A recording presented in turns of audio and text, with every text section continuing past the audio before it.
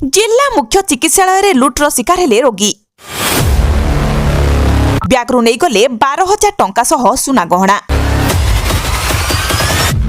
ऊपर सिक्यूरिटी व्यवस्था मालमाल किंतु भितरे खोल।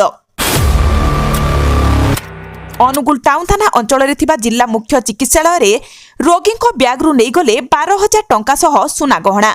सूचना जे आज सकाल 8 घटिका बेले बइंडा अंचलर सोलंडा ग्रामर भीमसेन देहुरी पुओ सुमित्रा देहुरी बयस 50 किडनी रोगरे आक्रांत होइथिबारु आज सकाल 8 घटिका बेले डाक्तरों को देखाइबाकू जिला मुख्य चिकित्सालय आसिथिले। डाक्तरों को देखाई सारिबा परे डाक्तर रक्त परीक्षा पई कहिथिले। सुमित्रा रक्त परीक्षा करिबा पई जाइथिले। आनिथिबा ब्यागटी परीक्षा केन्द्र रे रखी परीक्षा पई जाइथिले। रक्त परीक्षा करी आसी देखिला बेलकू जे स्थान रे ब्याग रखिथिले सेही जगह रे ब्याग न रही अन्य एक स्थान रे रहितिला। संगे संगे ब्याग खोली देखिला बेलकू ब्याग रे रहितिबा 12,000 टंका एवं सुना आउ नाही।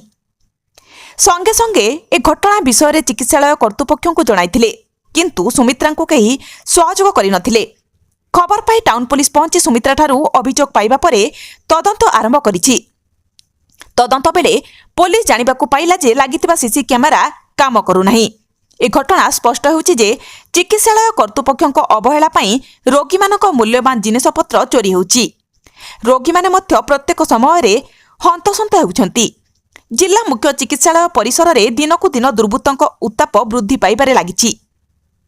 केतेबेले मद बेपारी गिरफ केतेबेले दलाल राज चलीथिला तो एबे रोगी को लुट घटना घटिछि। एपरि घटना को सहरर बुद्धिजीवी घोर निंदा करिसंती।